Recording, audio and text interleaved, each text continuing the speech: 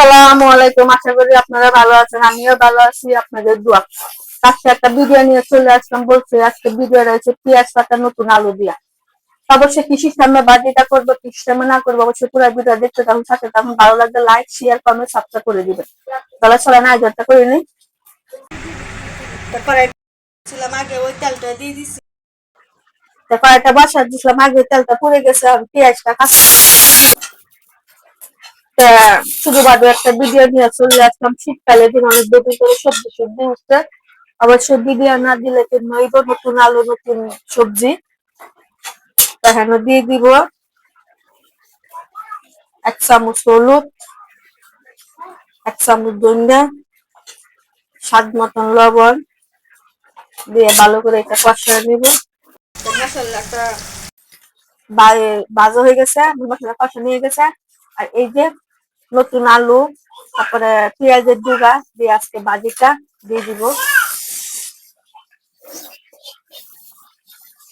ডিমও দিব, আগে ভাজিটা হোক।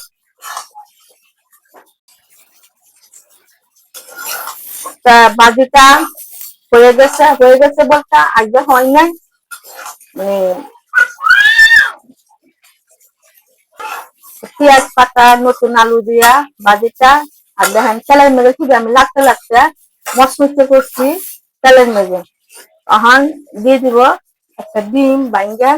আর ডিমটা কিন্তু অবশ্যই পেঁয়াজ পাতার মেঝে লাগে। আর পেঁয়াজ পাতার মেঝে অবশ্যই আপনারা কি করবেন, ওই জাল একটু বেশি দিবেন। কেন জালটা বেশি দিবেন, পেঁয়াজ পাতাটা একটু মিডা মিডা লাগে, ঝালটা দিলে একটু স্বাদটা বেশি লাগে। সাথে দিয়ে দিব ধনিয়া পাতা, দিয়ে লাড়াচাড়া নিব।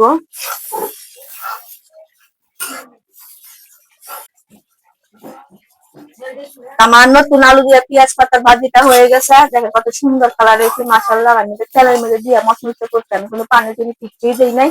অবশ্যই আপনারা নতুন আপনাদের পেঁয়াজ পাতা উঠছে, নতুন আলু উঠছে, অবশ্যই সিস্টেমে ভাজিটা করবেন। অনেক স্বাদ, অনেক ভালো, অনেক মজা। আর অবশ্যই শীতকালে দিয়ে বিভিন্ন সবজি সবজি দিয়ে এরকম করে ভাজি করলে বা যে ভুটা বানালে অনেক স্বাদ লাগে। তো বিড়াল আপনাদের কাছে ভালো লাগে তাহলে এই ভালো থাকেন, সুস্থ থাকেন। আসসালামু আলাইকুম।